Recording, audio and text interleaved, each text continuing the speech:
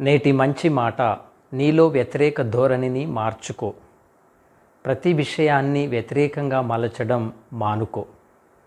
సాటివారు మాట్లాడిన ప్రతి మాటలోనూ, మంచిలోనూ వ్యతిరేకమైన చెడ్డ అర్థాన్ని తీసుకొని సాటివారిని, సాటివారి మంచిని, వారి ప్రేమను, సాటివారికి మన ఎడల ఉన్న శ్రద్ధను మనం అపార్థం చేసుకొని సాటివారిని బాధ పెడుతూ ఉంటాం.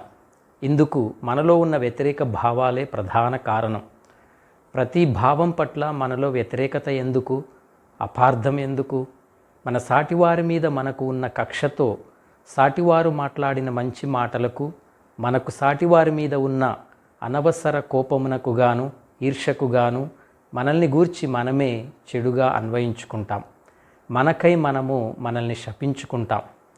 మనల్ని మనమే ప్రమాదమునకు గురి చేసుకుంటాం. చేతనైతే సాటివారి మంచిని, వారి ప్రేమను అర్థం చేసుకోగలవు. లేదంటే నీ బుద్ధి దుర్మార్గంలో నడుస్తుంది.